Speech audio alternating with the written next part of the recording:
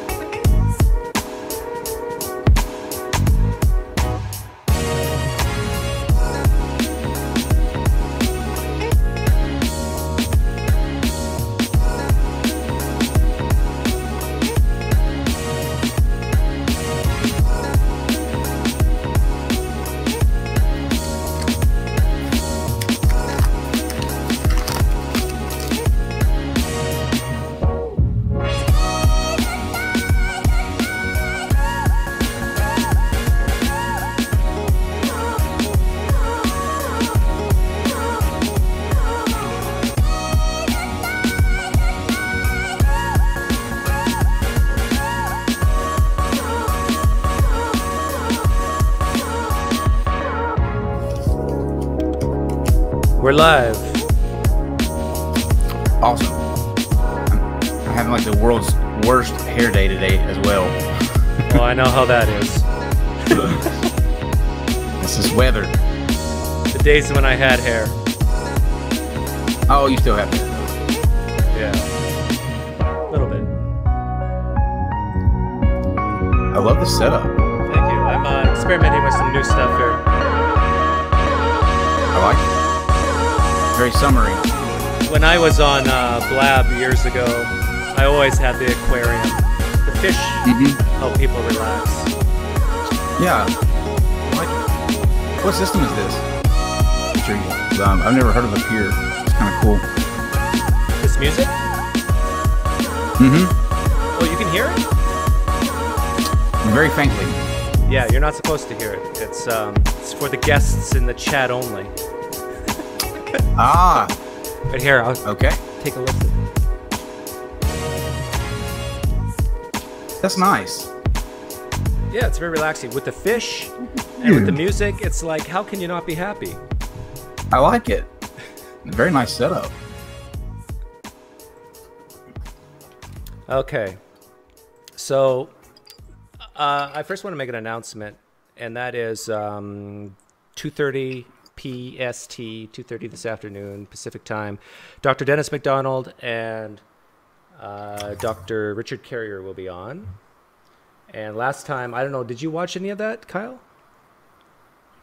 I have not seen that one with you with Richard Carrier, but he's a great guest. We've had him on twice, and I love every time he's on there.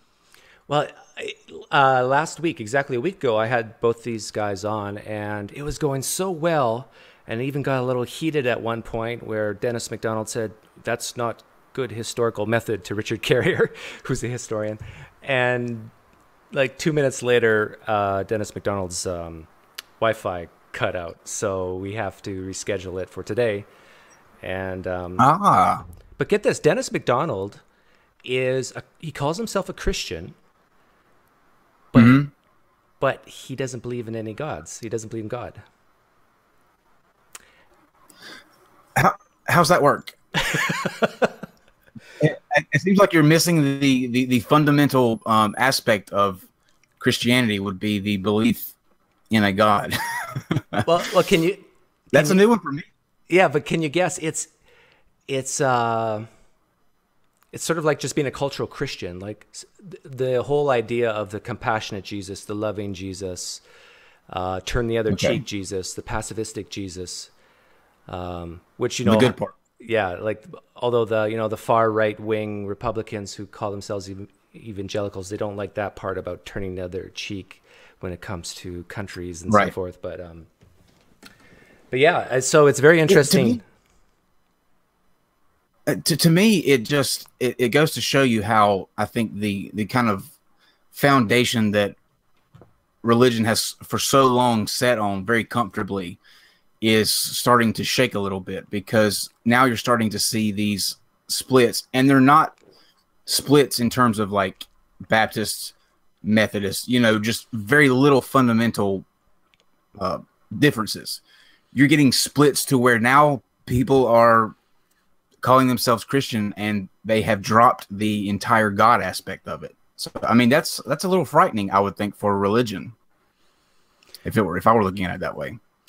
Yeah, but it's the opposite of frightening for me. Like, I love it. I think for a guy like Dennis McDonald to label himself as a Christian and yet not believe in a God, and still believe in a lot of the good stuff that I think even you and I would agree is good stuff of the New Testament. There's going to be these fence-sitting Christians going, well, wait a minute. You mean I can have all the good stuff without the bad? Sign me up. Exactly. And I think that's where you're going to see an almost paradigm shift in religion going forward. I think like millennials and back are really going to change the landscape of how religion looks when they get to, you know, their 40s and 50s and they start having children. I think it's going to be a completely different scene than what you're seeing now, because as a whole, it's just dying out. People aren't going to church. Churches are closing down all around, you know, the country. And what they're doing is they're kind of compacting into these big mega churches, like you see with Joel Osteen and the contemporary services. They're trying everything that they can to modernize the religion so that they can just, you know, keep that hold on people. And it reeks a little bit of desperation in my book. But what's your opinion on the people who are not the mega pastors? They're just Christians who go to church. Why are they so, they have negative feelings to what's happening in the United States? So many Christian youth are leaving. Why do you think that is? My entire family would be kind of put in that category. I grew up in North Carolina to a very religious family. We went to church every Sunday and Wednesday, Sunday nights, youth trips. It was embedded in us growing up. And for them, I think that it's with the turn of information being able to, you know, be accessed on demand. It's hard to sit through a service on Sunday morning hearing things that you can literally immediately in the pew fact check.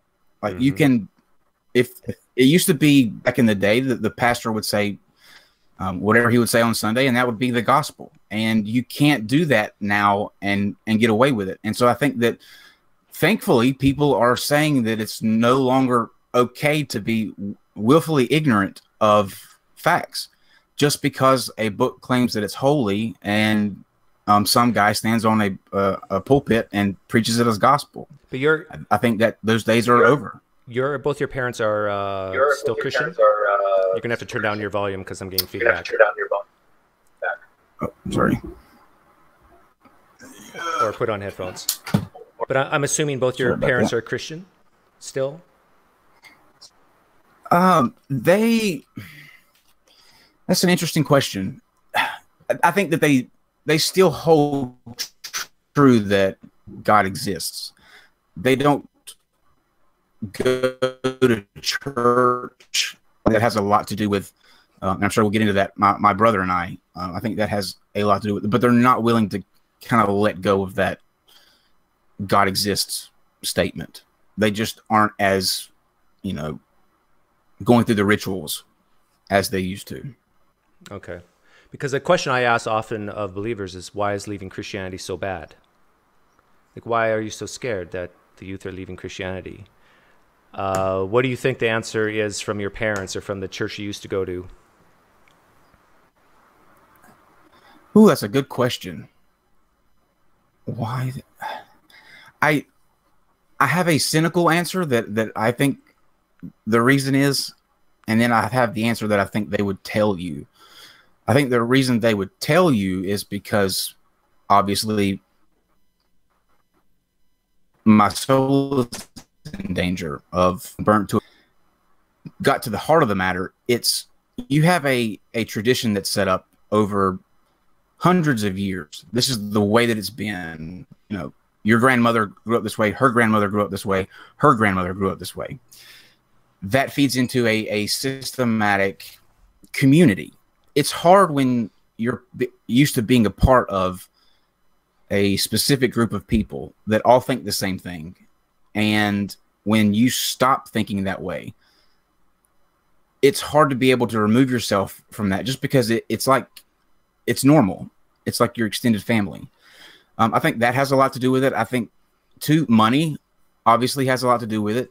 They don't want to lose that, you know, that grip on the coffer plates, being, because, you know, I mean, you think about it, the churches have, yes, they have expenses, but they were used to up to a certain point having, you know, it's just money. It comes in on Sundays. Now that's not the case, and it's drying up. I think there are so many different pieces involved in religion, and that's what fascinates me now, looking at it from a different angle, is how many different pieces of you as a person you have invested in that one thing.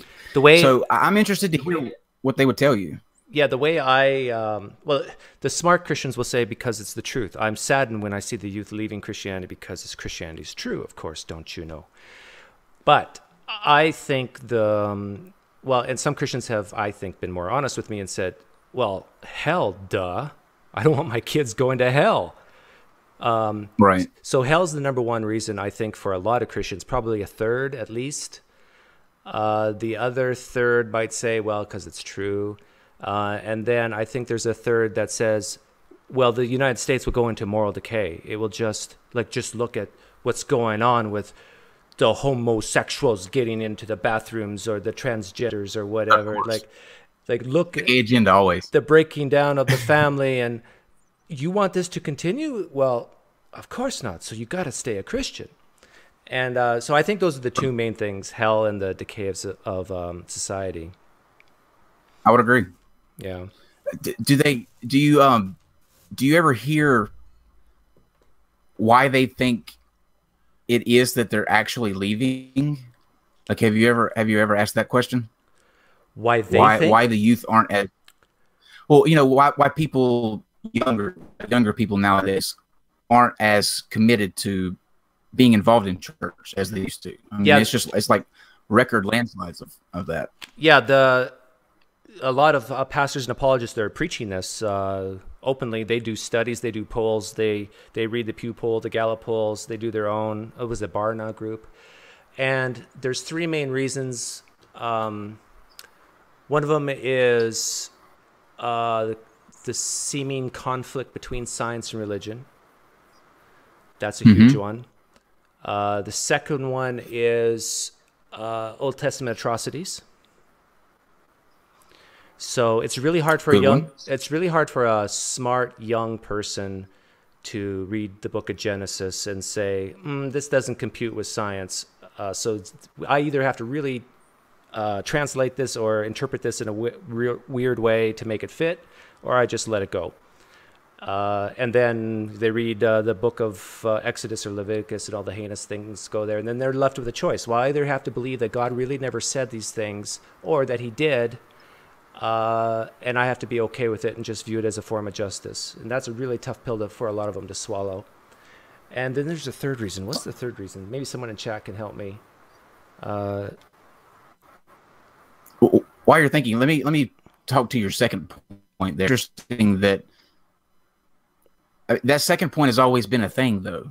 You know, like the atrocities in the Bible have always been there, and it's interesting that you bring that up, because me looking back, I don't remember anybody talking about those stories. I mean, why would they? How old are you? Where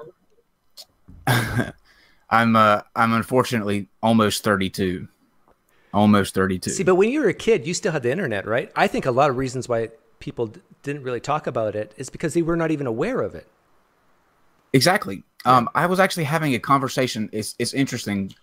Since I've been on YouTube, obviously, some people, you know, friends that I used to have, and certain family members have seen me in what I do, which is, I mean, it's very anti-religious, and so obviously that's going to be a shock to some of them. And I was having a conversation with my mom, and she was asking me that very question. You know, why do you consider yourself an atheist now? Like, where's that coming from? And I gave her the example of actually being the atrocities of the Bible, and her face, I mean, it was honest. It was an honest look of, that's not in there. What you're talking about, the slavery, the fact that if a man rapes a young child, he can marry her. Her face was an honest look of, that's not in that book anywhere. I had to literally show her. I mean, it's kind of heartbreaking in a way that you have to do that. But I mean, it's necessary, I think. And I stopped after that and thought about it, and where I kind of started crumbling from because I was in it deep. Like, I was in youth group all the time. I was active. I considered, you know, going into some type of youth ministry, you know, as a part-time thing. But I was at a youth night at church, and I'll never forget. I can even remember the color of the guy's shirt that had the phone, and he made the statement, "Can you believe that there are actually people about an episode of the Atheist Experience with Matt Dillahunty?" And I remember looking over his shoulder, and like I said, I can still remember the way he was holding that phone, the color of his shirt, and Dillahunty was going into the slave thing. And it was like, I mean, almost a panic attack. That's not in there. Why is he making stuff up about the Bible on the internet? Like, he's lying about the book.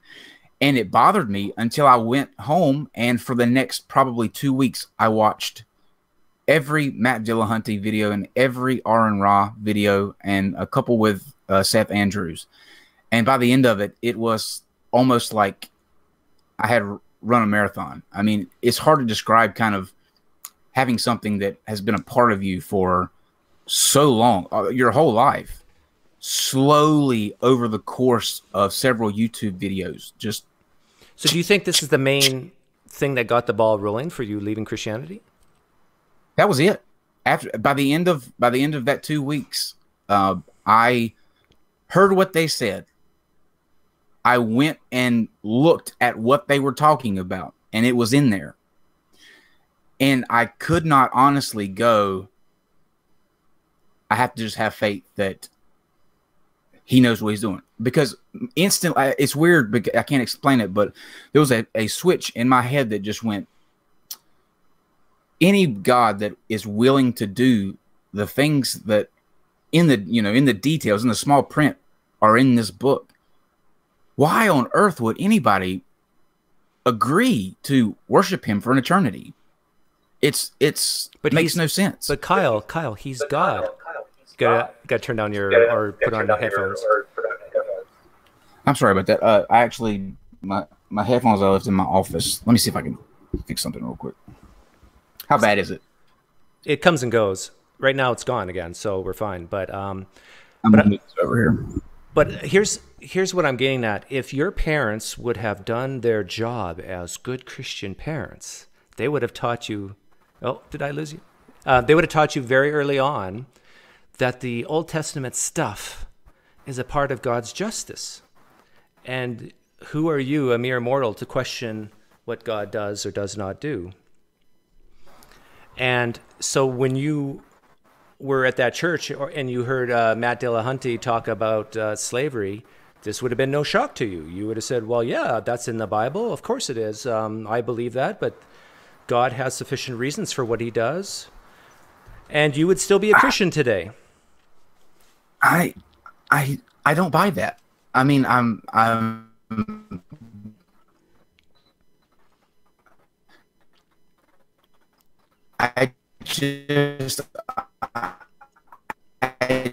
don't see how you can be a decent, critically think that played into my decision. Another lifelong thing that I struggled with, me also being gay and having to already convince myself that that was an issue with me and that it was something that I needed to fix. And the fact that it wasn't getting fixed was my fault. Faith, the strain of that day after day after day was, weathering that that dam of doubt to where when I heard the stuff that I heard with Dillahunty, it was just like it broke open. So do you think there's several different. So do you think if you weren't gay, and if your parents would have taught you from a young age that God is just, and so those evil things that you think are evil are not really evil, they're just justice, do you think if you were heterosexual and if you had different parents, you would still be a Christian today? Or do you think there's something else inside you that just said, no, this is not right? I mean, I would like to think that I think my view on people is this. I think that at their very core, everybody is curious, and people doubt at certain points, and they may not tell you that they do, but they do. That's just a driving force of human nature. And the genius of religion, and almost the sinister level of genius of religion, is that it's able to hook that doubt into it by saying, if you feed into that, you're not being faithful. You're slipping. You are not putting me first. And I think that everybody's drive to be curious fights against that day after day after day after day after day, no matter who you are. Some people just have that hook stuck in a little bit deeper. And I would like to think that the way that I think now was always in there. It was just under those layers. But it's highly possible, if factors didn't come into play, that I could be. I could be married to a woman right now, probably with kids, and miserable. But thankfully, I got out of that too. It's a lot of religion places a lot of unnecessary weight on you starting out.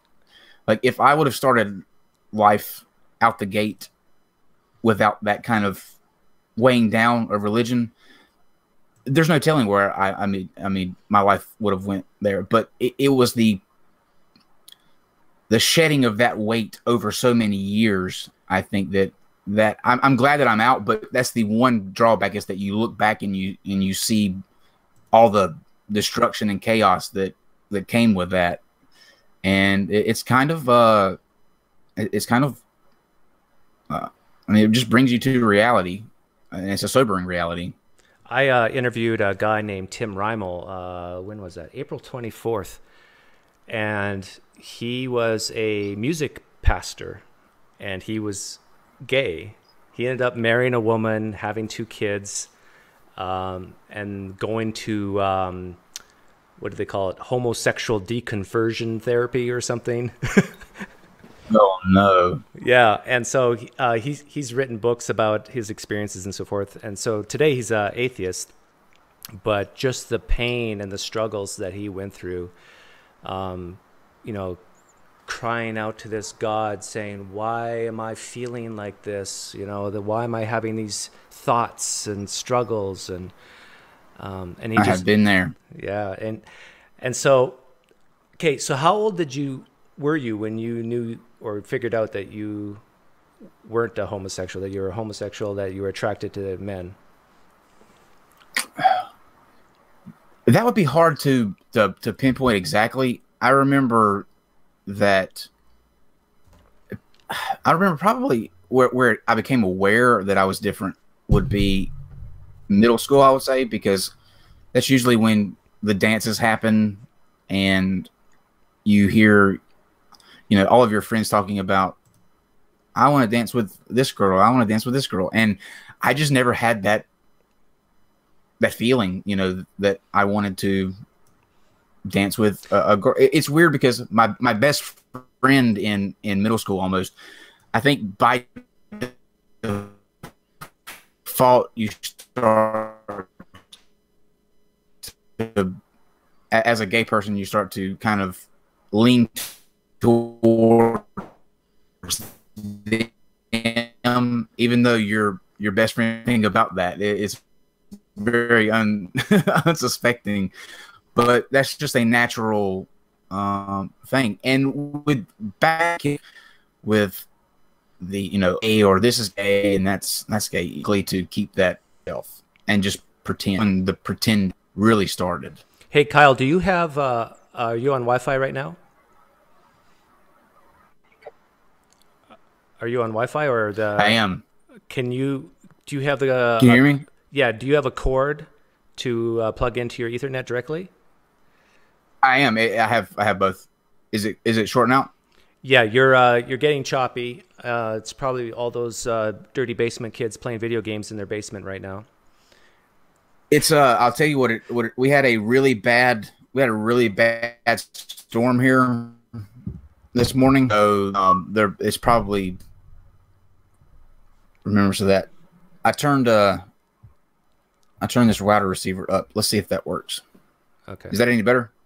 Yeah, I'll let you know if it cuts out again.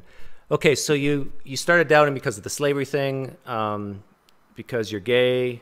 You realized at the dances that you were gay and you weren't wanting to dance with the other girls there. So if PineCreek was there, you probably would want to dance with me because you say, hey, there's a good-looking guy. And, of course I would. Of course. And so at some point, when did you decide, okay, this is it, I'm no longer a Christian? In fact, you've decided to call yourself an atheist. How many years after this Dillahunty experience? I was 25 when I dropped religion. So almost 7 years ago. And it took me a long time to call myself an atheist. I, for a while, wanted to still kind of think that a God existed. It just wasn't that monster that was portrayed in the Bible, you know. And after, I would say probably a year total, it just kind of, by that point I was immersed into watching, you know, these videos and how they kind of tackle arguments based on all religions. After that, it was really hard for me to stomach the idea that a God period existed. It was a really hard thing to call myself an atheist at first, because there's that stigma that is attached to it. You know, everybody thinks when they hear atheist that it means that you're out at the moon and sacrificing babies and all that sort of thing. And it took me a while. Absolutely. Okay, so you're around 25 years old. You're out of Christianity. Now, you told me last night that you actually went to jail. What did you do? What did you do, and how? Tell me about that. And I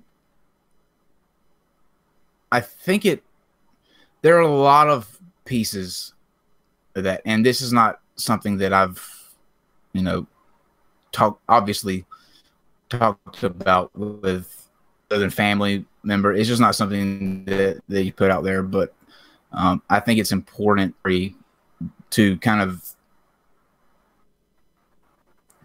show people what can happen. Or when you're in my situation and you have to every day wake up, you're not just like getting ready to go to school and putting on, you know, pants and a shirt and a hat or whatever. You also have to put on this mask every day, and it's heavy, and you go through like every single task, every single game, every single practice you have on this mask. It never goes away. Only when you go to sleep can you take it off. And on top of that, you're a part of a religion that, especially here as an independent Baptist, that tells you that it's an abomination and you deserve hell just because of who you choose to love. It's a lot to take in. And I remember there were, I don't know how many nights where I would literally wide awake staring up at the ceiling. I remember a spot still in my room that it was the spot I would always go to. It had the stucco ceilings, you know, and the stucco was a little bit more clumped at this point, and that would be my focal point, and that would be the spot where I felt like I was communicating to God. And I would just beg, like, I don't want to be this way. I don't. It's not something that I'm trying to hold on to. Like, I know that's not normal, and I'm asking you to just get rid of it. Like, I don't want it. And it never would go away. And when I was in college, for probably 2.5 years, and a lot of people, that's hard for people to kind of wrap their minds around. But just from me, people ask why, how could you do that? I've had it in my head that if I went through the motions, if I, you know, kind of just put everything that I was really feeling on hold and get married, have kids, and, you know, if I just did it, that he would kind of take that away. You know, it would show that, sorry, it would show that I was making an effort, and it never went away. And so in that breakup and my kind of breaking away from religion, you're then and you're out. I came out. It was just a big old, you know, all in one kind of thing. I'm atheist, I'm gay, and that's going to change a lot. Sorry myself that I was not going to do this, but I mean, it's difficult to go through for me because I haven't gone through it like totally like this myself. So just bear with me. But you're faced with, you're 25 years old and you're faced with somebody that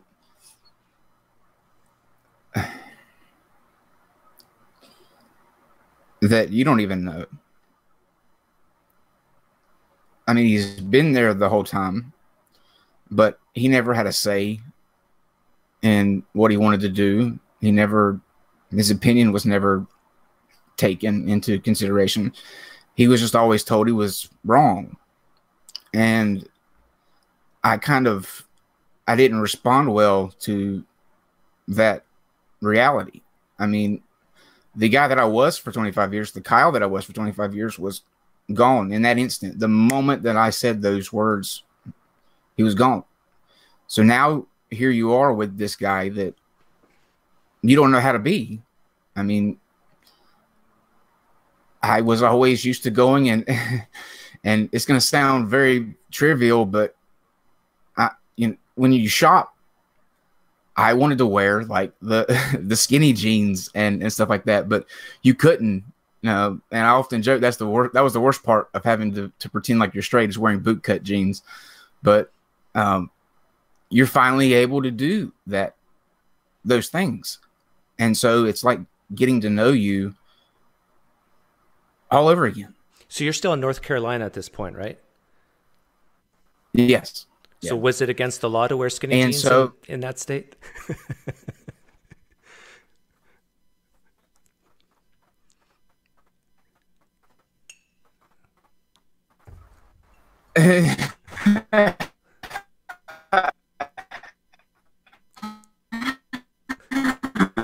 No, it worked extra, I guess. You know, like I didn't want anyone. I think I'm. Yeah, you're cutting out again. If you have your Wi-Fi on, like turn it to the off position and force your computer to use the Ethernet, and maybe that will help. Sorry about that. That's another. You can tell I'm still in North Carolina because every time we get one of those storms, it does this. Okay, let's try that. But yeah, I was deep in cover then, so I always went with what was going to bring the less kind of attention to me. So I was in college when that happened, and obviously in the college scene, you're around. I was also in a fraternity, which, you know, made access to drugs and things like that even more, you know, handy.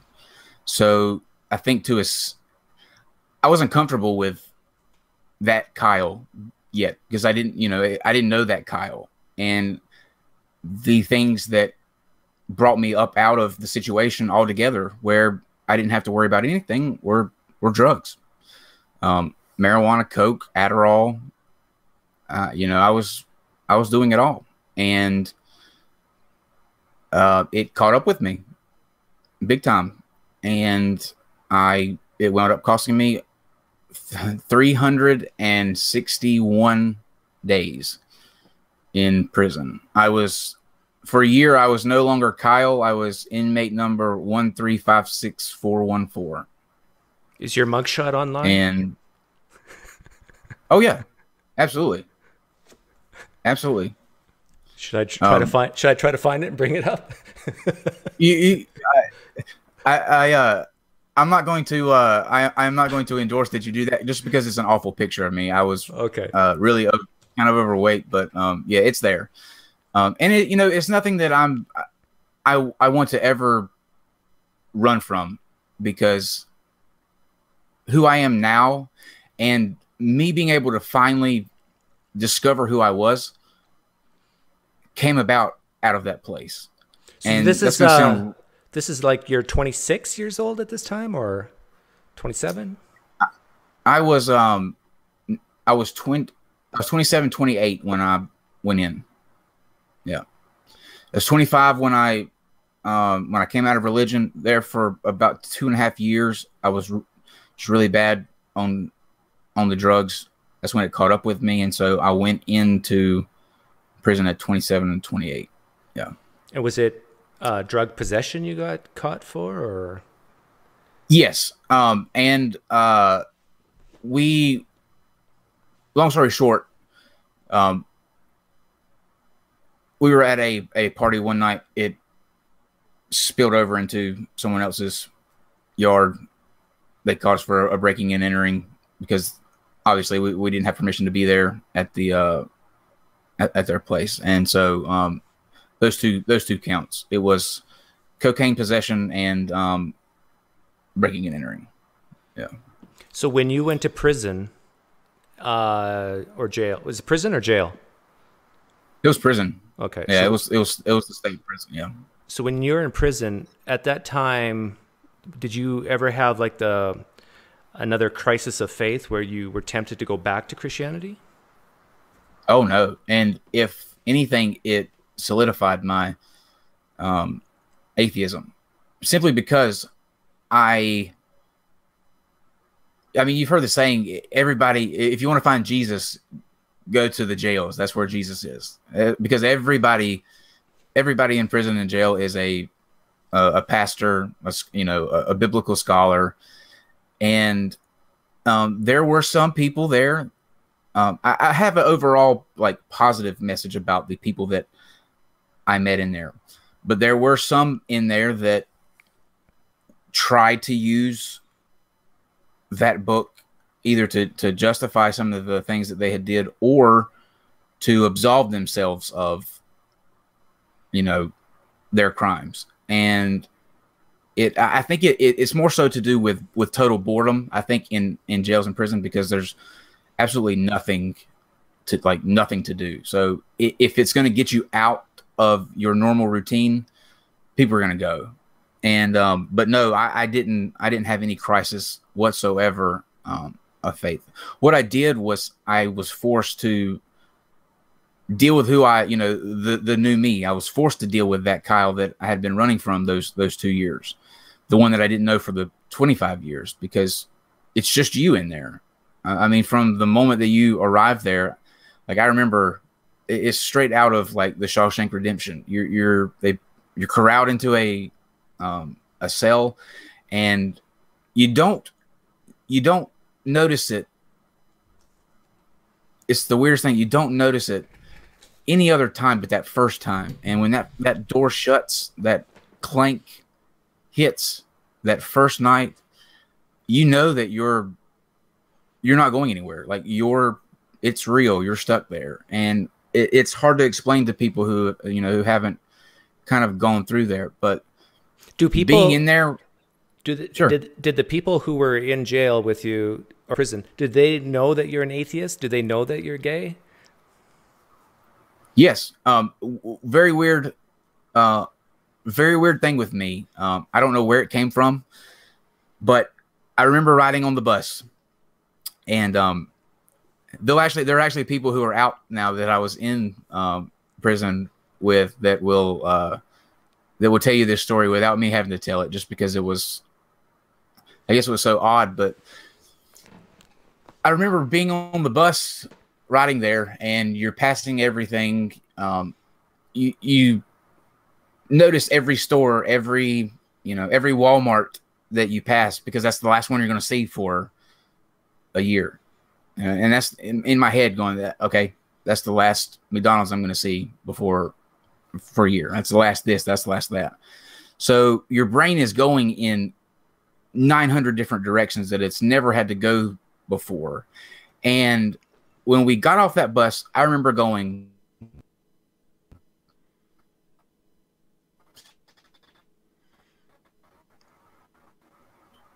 I'm going to be anybody. I'm sorry. Can we say that? Yes. Restate that sentence, because you broke up a little bit. I said a cuss word. I didn't know if we were allowed to cuss on here or not. Oh no, you're allowed to cuss as long as you whisper it. Okay.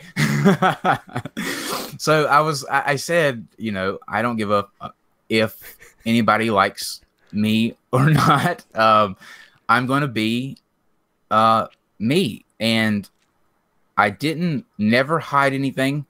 When you go and you're walking down the corridor, they call it, into what was then Charlie Dorm, the guys that have been there for a long time are around you, and they're watching you as you go through each step of the process in.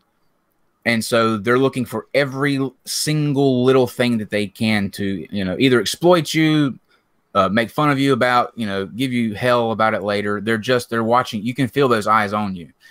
And so in a sense, I don't know if it was a good thing or not, but I played into it. I wanted people to know without me saying that I was going to be different, and that either they were going to have to deal with it, or we would handle it however we handle it. Surprisingly enough, and this is going to blow your mind, but I never got one iota of trouble about me ever being gay or anything in there. And when I was leaving, one of the officers that I was kind of close to stopped me and said, "You want to know why people hung out with you and really liked you?" Because I got along with everybody there. We would work out, all that stuff. But they said that because you were upfront with who you were, and you weren't one of the kind of guys that either they call it gay for the stay or whatever, but you didn't hide it, that made them respect you more. And so for that year, I was able to actually be the me that I was supposed to be for that whole 25 years. And without that, I don't think that I would be in the place that I am now in any way, shape, or form. So you never I think it took me. You never were beat up or you're involved in any fights? No. Never. I never had a hand laid on me, not once. And I was a little bit bigger then, because all you have to do is work out, there. Obviously, I've kind of, since I've been out to the free world, kind of let the food and the bed and TV take a little bit over that. But I just never gave the aura off that I had anything to prove, or that I wanted any kind of trouble. I hung out with the friends that I made in there, and but what I saw, although I was probably one of those people that before I went, I would have went along. People who go to prison probably can't change. They, you know, they're probably not too good of people. But being in there, you see a lot of examples of like really just, they're the most creative people that I've ever seen in my life. They would take potato chip bags that you would get out of canteen and slice them razor thin and weave them into frames so that they had, you know, kids or a girlfriend or whatever, they would slide their picture in and it looked like an actual mirrored picture frame because they would use the silver on the inside of it. And you see all of these examples of how, you know, they're able to use creativity, a chance on the outside, whether it be because they don't have a family that supports them or whatever. So that 1 year did more for me than the 25 years of religion ever even come close to. That's how that's how I would wrap it up to on the prison aspect of it. It was a necessary. Now I wouldn't want to go back. And there's definitely the closest I think that I've ever came to a religious experience was watching that gate open on your release day, because it's a figurative and a literal crossing over into, okay, now what are you going to do? Who was the first person you saw from the outside when you left prison?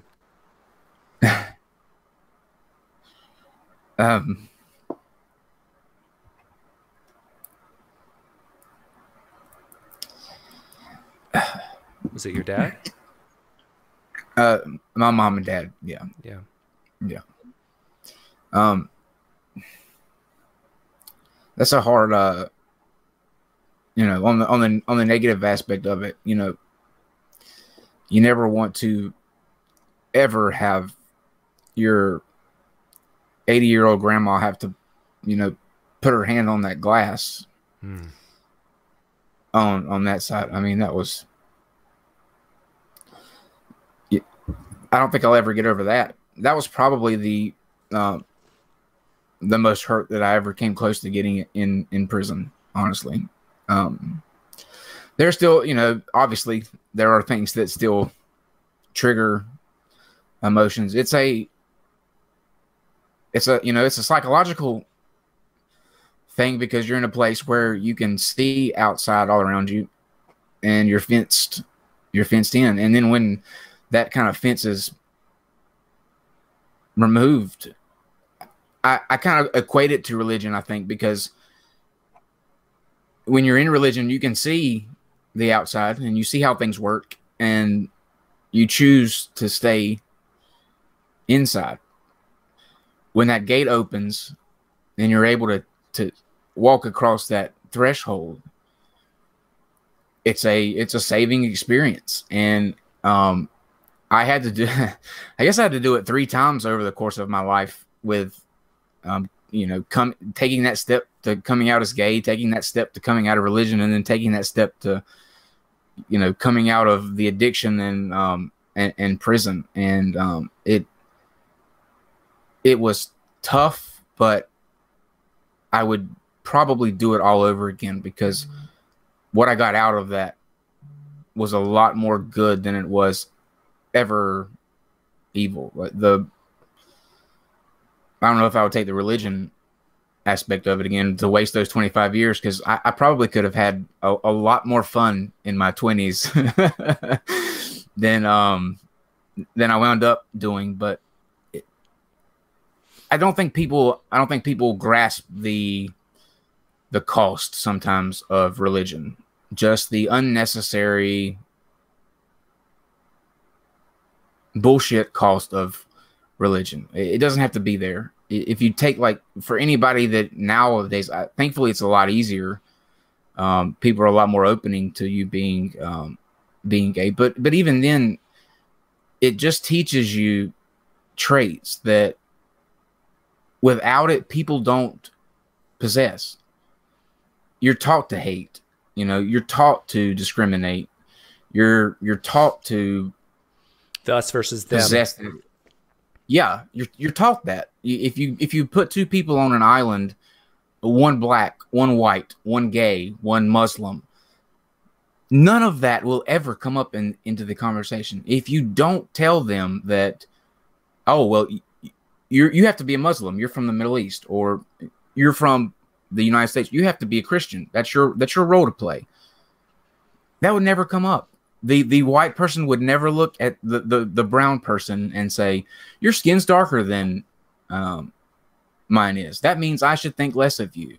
If anything, they would say that, they were jealous because they have a better tan, but it would never go to I should think less of you because you're different. That's only taught to people. Yeah. And is this like, I get to ask this question often about, Doug, why do you do what you do on YouTube? Like, what's your goal here? What's your purpose? Do you think, and my response is that number one, I enjoy it, but the deeper level, I guess, is I do think I am making amends for the 35 years that I was a Christian, and I think it did hold me back from enjoying life, and that us versus them situation, I view people as people now rather than Christian or not Christian. Is this why you do what you do with the Non Sequitur show? Is this the impetus behind 100%. it? Yeah. I never intended to. I never intended for it to be where it's at now. Like if you had told me 4 months ago before we started that we would, just today hit 8,000 subscribers, I would have thought you were crazy. Like the thought of me having a YouTube channel was ridiculous. I wanted to do a podcast where I have a rule on the show. Unless you're a flat earther, then you're not protected by this rule, but you attack the ideas, not the people, because I was attacked as a person for so many years. And I am very, very sensitive to the fact that I was them 6 years ago. And it's not because they themselves are evil, or they themselves are stupid, or they themselves are wishing to, to turn everybody like them. They're not. They're just like me. They were following along with what their family knew growing up, or what they thought at their core was really what was good. And I look around now and you just see on YouTube, there's just an onslaught of people taking it personal, like where it's the people attacking the people. And in those cases, religion wins every time. And I refuse to let religion win with me anymore. And I don't attack who they are as a person. On our shows, we get in heated conversations all the time. And you can ask any one of them. As soon as that camera turns off, I forget anything that was said before. It's like a conversation like you and I are having. There's no animosity. I don't take what they say personally, because they're just trying to grasp on to every little thing that they can of what's normal to them. And it's tough. I remember being there. I remember that that helplessness. Like, I know these things are facts. I know that. I see that. There's no denying that these things can't be real.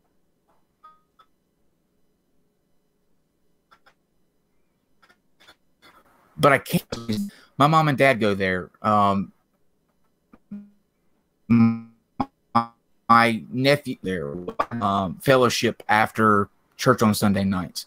So what you're seeing are people that are being presented with facts, and to some extent know that they're just trying to hold on. And in a certain way, you got to kind of sympathize with that. You just can't ever attack the people. That's my belief. Unless, there are certain instances where people go, dirty, and people bring up personal stuff. People online get doxxed all the time, and in those cases, I don't get involved in the drama, to that extent. But my goal now is to be a voice for atheism without making anyone feel like they are inferior for thinking and believing something different. Yeah, I agree 100% with what you're saying. I sometimes struggle with the line of some people, if you just tell them that their belief is silly, some people, they respect that, and other people, walls immediately come up.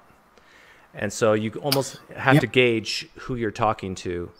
So Absolutely. I try to talk to apologists and pastors mostly, because if anything, they should be able to take it. But even then, they struggle. But I think I was just going to say. Sorry. I was just going to say. Go ahead. You first.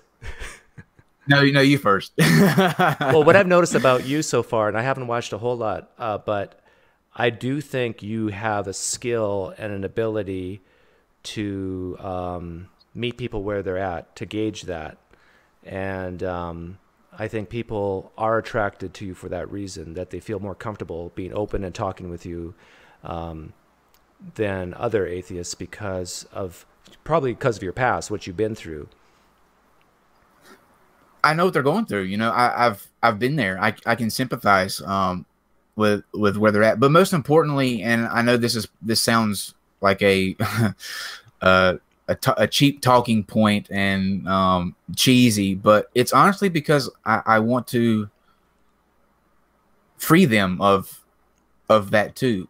Like, I know what it's like to be rid of that weight, and I think it's beneficial to humanity to free others from that. Now, like I said, you'll see some shows of ours that are just complete train wrecks and dumpster fires, and usually those are because, you know, we also do have a large hand in the flat Earth in the flat Earth sphere. I don't know how that happened. We had one show, and then after that, several big YouTube flat earthers were wanting to come on and do a show. And I mean, I'm sure you know the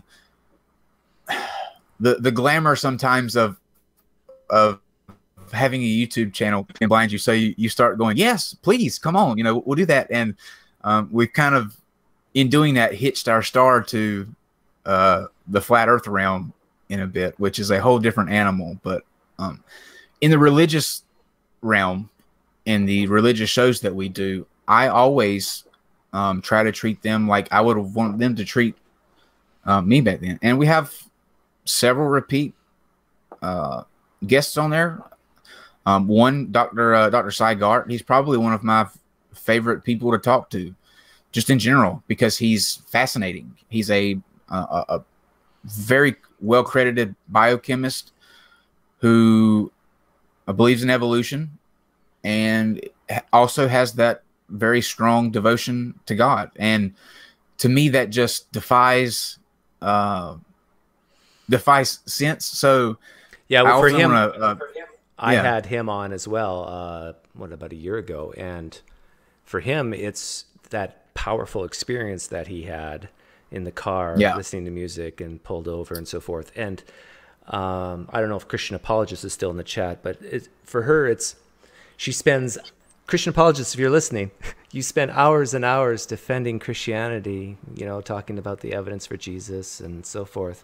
But really, you and I both know it's because of that personal experience you had, either one night or two nights, of a vision of Jesus.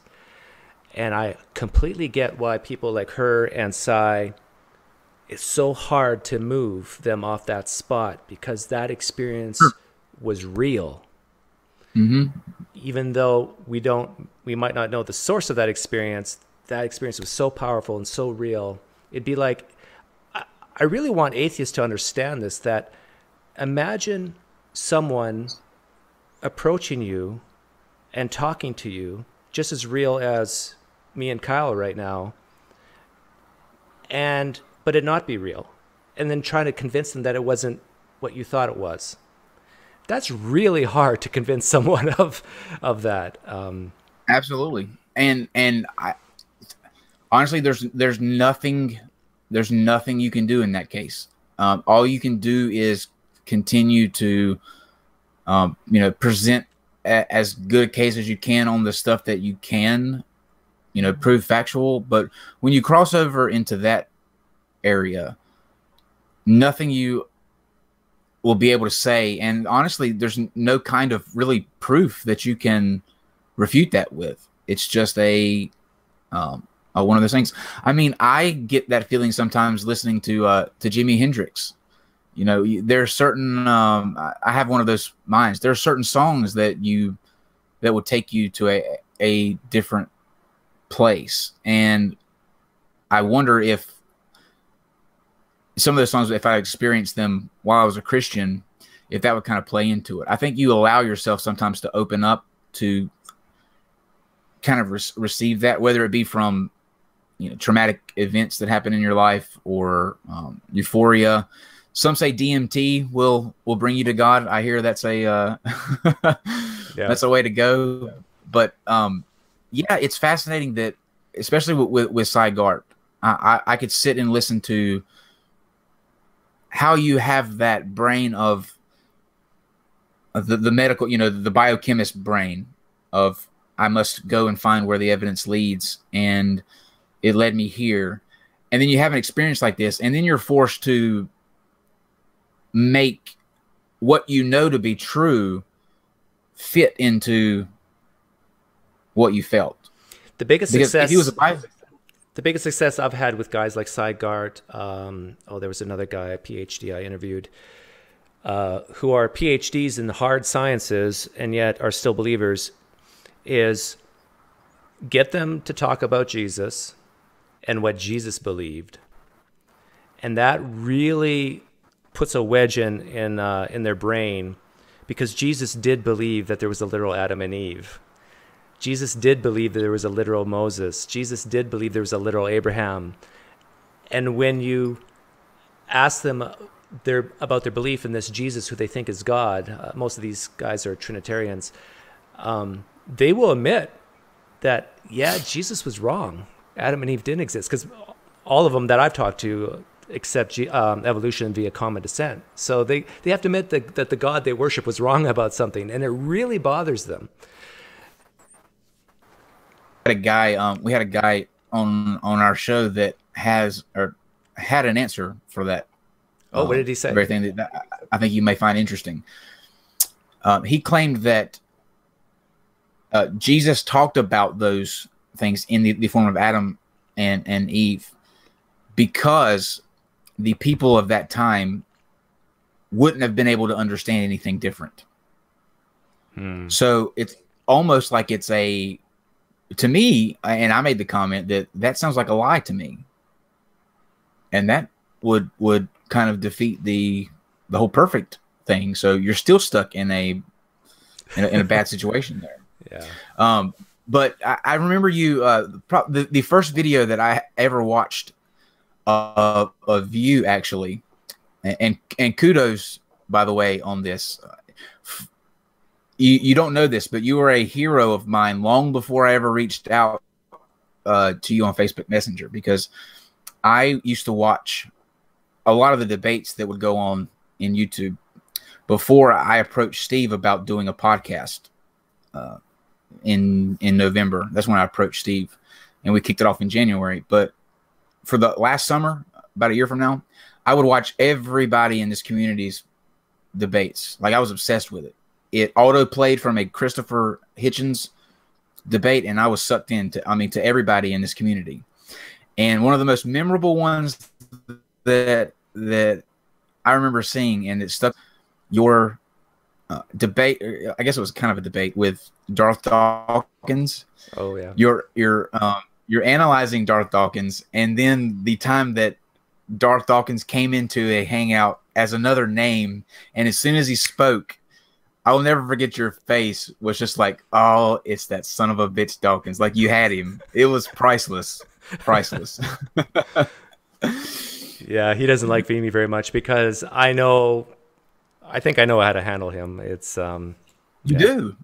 Absolutely. And that was your main point with him was anytime a Presupper tries to do that. Go to the Gospels, Mm-hmm. and they don't want to talk about the Gospel. So I think it's very well suited advice. Absolutely.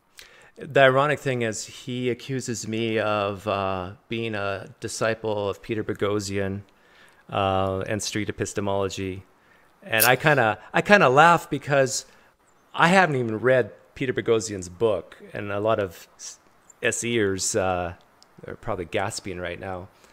But it's like, I saw Anthony Magnabosco, his style and his technique, and it just like the lights went on. It's you have to ask questions and get to the root of the belief. And so if you're talking to a flat earther, the worst thing you can say to a flat earther is, no, that's not right. Gravity is the worst thing you can say to a flat earther. Trust me, it makes them spaz out. That's their anti-safe word. Now, if your goal is for entertainment, then you press against, you push against. But if your goal is to actually have belief revision, I interviewed one flat earther once, and I basically said, based on your model of reality, if we went to Antarctica, put up a pole in summer, and watched the shadow around the pole, what do you expect to happen? Please tell me. And the flat earther that I asked that question to, he admitted, well, I would expect the shadow to go a half moon, because their flat earth model is like this, right? So right. So I said to him, okay, if you and I were to go to Antarctica in summer, put up a pole and sit there for 24 hours, we can listen to music and have fun. And if we saw the shadow go all the way around, would that convince you that your model of reality is wrong? And he kind of said yes, but he hedged it. But I think impressive. That's the way I think you get to a flat earther, is find something that could falsify the belief. And then my wife was in the room when I did this. So I'm live streaming. My wife comes in, and at that exact moment, my wife walked in. I said, "I'll tell you what, let's make a wager for $10,000. And whoever, nice. if the shadow's a half moon, I owe you 10,000. That more than enough pays for the trip. And if the shadow goes all the way around, you owe me 10,000." And how'd that go over? The flat earther backed right down after that. Of course, I'm torn. I'm so torn on the flat earth thing. It's such a thorn in my side that it's almost like a toothache or an earache. It's that annoying kind of pain because you can't do anything about it. But I have two philosophies on flat earthers. Number one, this is a true story. Before Steve and I had our second episode, I did not know that there were actually people who thought the earth was still flat. When Steve told me that there was a guy that wanted to come on to talk about flat earth, I thought it was a joke. And you can ask Steve this. I literally argued with Steve, like, Steve, I'm not falling for it. You know, this isn't funny anymore. You keep saying this. Nobody believes that the earth is flat. Had no idea that it was in the state that it's in now. So my first philosophy is I wonder if any of them are genuine. I still am unconvinced that at the end of the day, anybody thinks that the earth is flat, or they're just trying to be a part of this new radical, new age kind of movement. You know, it's edgy. It's you're part of the resistance. You know, you get to stick your middle finger up to NASA. It's kind of like that, you know, edgy kind of emo, like emo back in my day. You know, I think you're right. I think you're right that at least for a significant percentage, it's about community, about rebellion, whatever. But I do think there's some who honestly believe it, and I'll tell you why. I think it's not because water finds its level. It's not. It's not because they think NASA faked pictures. Oh man! It's because they believe in God. And they 100%. and they have a pretty accurate depiction of the cosmology of the time of Genesis. Now, Christians listening to this are going to be furious, but It's true. it's true. And here's another point. I've admitted, when I had the Flat Earther on, I admitted to him, if your model of reality is correct, I'm a theist. I'm a theist. Couldn't have said it better. It's astounding to me that one, and I was gonna kind of dovetail on your point. Every single instance of flat earthers that we've had on our show, you can go back and watch it. I will always ask this question, and it always comes up to this answer. My number one question to every flat earther that we have ever had on this show is, why cover it up? Why the lie? Of all the things that NASA and the government could get away with, covering up and making a big lie, why the shape of the Earth? That's just the lamest conspiracy ever, is the shape of the Earth. And their answer, and it's very telling, is because control. If you are no longer the center of the universe, if the sun does not revolve around you, if the firmament wasn't stretched like a tent over the earth, then that means there was no one to stretch that tent. There was no one that put us in the middle of the galaxy. And so they reject it because it is no longer about making us special in the universe. And religious people can't handle that. It's kind of amazing how that aspect, like, they have to live forever. Mm-hmm. They have to be in the center of the universe. They have to, it has to be about them. The Calvinists, they have to be elected. They are the elect. They're select for you. There's such this level of, it's about me, me, me, me, me, if you really break it down. And they can't handle the fact that we're here by chance. We are flying through space on a round sphere in a universe that is billions times larger than probably we think, and that at the end of our lives, that's it. None of that entails that it's all about us, and they can't handle that. It just, they have to make up stuff. It is tough, and I admit that, especially if there isn't life in this universe other than us, it's pretty amazing that we're here. But so I want to wrap it up, but with this question. Sure. That I often ask Christians and Muslims, theists in general. So, and I like to ask this of atheists when I have them on. What would convince you that, number one, there's a God? What would raise your confidence high enough that you would believe that there's a God? And number two, what would raise your confidence high enough that you would become a Christian again? Ooh, that's a very difficult question. Obviously, there's the, come literally knock at my door and introduce, himself. I guess I could fall back on the old Hitchens line that if he truly was all knowing, he would know what it would take to convince me, and yet he hasn't. But I would say that the fact that I begged for so long to be not gay anymore, and that was sincere, and he didn't take it away, that would have probably been the one thing. If back then, when he knew I was, at my most sincere, and said, "Oh, okay, I can fix that," that would have convinced me right then that absolutely there's a God. But the fact that he let me, well, he didn't let me, but that if there was a God that just watched as that went on, but not even me, like, that was trivial compared to some of the suffering that goes on in this world, across the nations and with people. The suffering, I think, is just too ghastly for there to be a higher being that just watches with his arms folded and does nothing.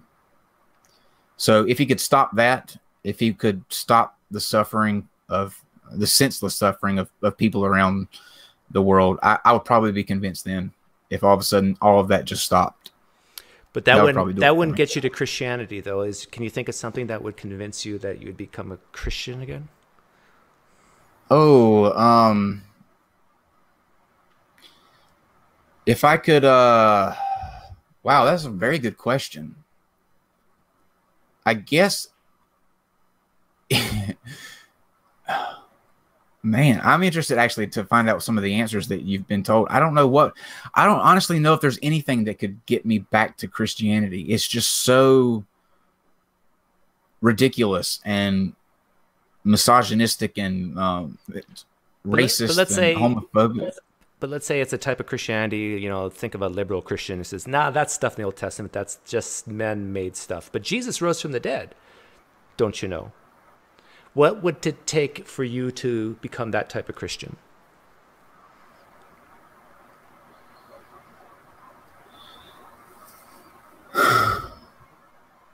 I don't know. Maybe if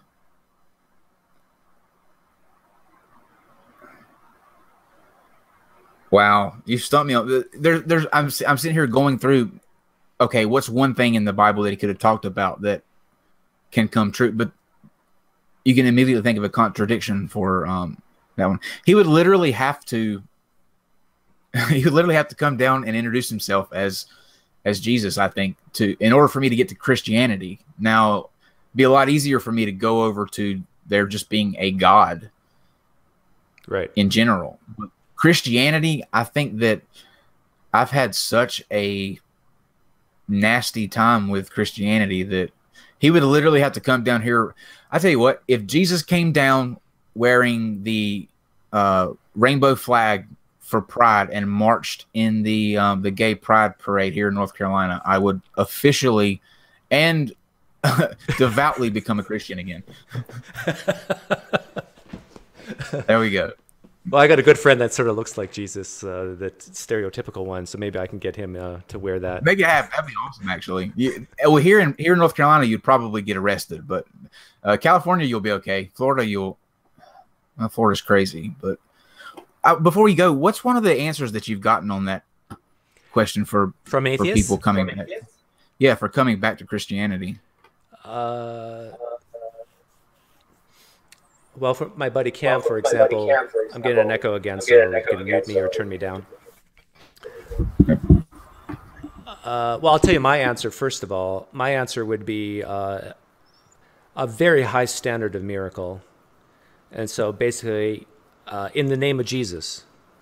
But of course, Jesus coming down, taking a sword and sticking it through him and he doesn't die, that sort of thing. Jesus is doing this. And a miracle akin to an amputee getting his limb back. I would still admit I could be wrong. I still admit that what I think I'm seeing might not be real, but I think you can test yourself. So this is a similar answer. Guys like Cam say, I don't think it's possible to become a Christian based on the Bible. For people who used to be Christians, at least. Absolutely.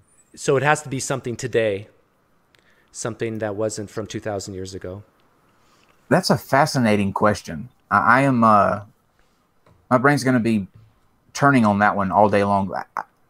I can't think of anything. I mean, that's how bad the Bible is. Honestly, that's how bad I forget who it is that says this, but they say when they're asked how they become an atheist, David Smalley, when people ask him how he became an atheist, he says, "I read the Bible." Yeah. It's pretty strong words.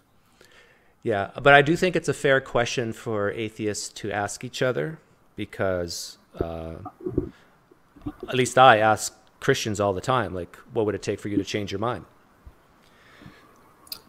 And so we should be able to give specific answers to that same question when flipped. They say nothing, right?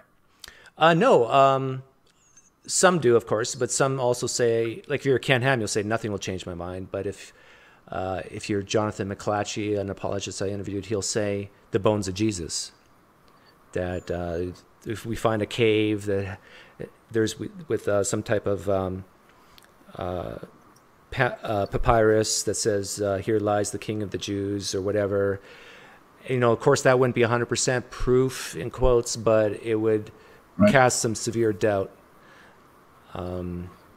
So they would still spin it, I think. Yeah, but they'd find a way to spin it. Yeah, there's, you know, people who want to believe, they'll say, well, no, those are not the bones of Jesus. But I think a big thing, and I'll end with this, a big thing for Christians is a lot of them need proof that the Bible's wrong.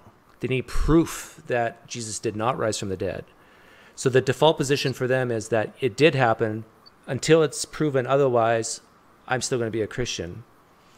And I kind of plead with them. I get on my knees and I say, you don't need proof that it didn't happen. All you need is to doubt that it did, just a little bit. There's that word doubt again, right? I was just thinking that. By the way, according to the poll on Twitter, 75% agreed with me. and the other 25% are philosophers. You took the words right out of my mouth, sir. But I'm scared that I'm going to lose you because of the Wi-Fi or the internet. But so far at the end, it hung in there pretty well. But this has been a blast. I really enjoyed talking to you. I really respect you for coming on and telling that story. I know it wasn't easy in some parts. You even got me. I feel a lot better. I appreciate you giving me that opportunity. I never thought I would actually tell that, you know, that side of me on YouTube, but I'm glad I did. It was kind of cathartic, I think, to get it out there. And maybe, you know, maybe it'll help somebody that may be going through a similar path. But you had a beautiful, amazingly beautiful word picture there when you described your 80-year-old grandmother, you know, a hand on the, I guess, the window. Yeah. I'm imagining that, and I can just see how it was tough. Yeah, how tough that is. And so put the drugs down and do something with yourself. Start a YouTube channel. Yeah. It's a lot of fun. It's a lot of fun. Just stay away from flat Earth. Yeah. Stay away from flat Earth, and you'll be fine. Stay away from flat Earth. Stay away from drugs. As Deadpool said it, hugs, not drugs. That's a good line to end on. But yeah, thank you very much for inviting me on. This was a lot of fun. And now you have to come on to our show. Yes. Because it's only fair. It is fair. I will come on your show. I don't know what we'd talk about, but maybe you can find me a good theist. Actually, you know what? Here's an idea. Get S.J. Thompson on. You know who that is? The Christian apologist? We've had her on 3 or 4 times. Right, but have her on with me. Sure. And I would love to ask her some questions. Got it. I was actually just it's funny you say that. I was actually just talking to her yesterday. Little tease, but probably the most controversial subject we're going to get into is should women be allowed to be ordained as pastors? That started a shitstorm on Twitter. I mean, it's just... Of course not. They're supposed to be silent. Everybody knows that. Right. They're supposed to make babies. Shane Zolan, thank you for donating $1.99. He says, thank you, Doug, and thank you, Kyle. I will take my kids to Applebee's now because of that $1.99 donation. Thanks again, Kyle. Have a good day, and we'll stay in touch about me coming on your show. I will set it up. Thanks, Doug. Thanks for everyone hanging out in the chat. And remember, 2:30 this afternoon, Dr. Richard Carrier and Dr. Dennis McDonald.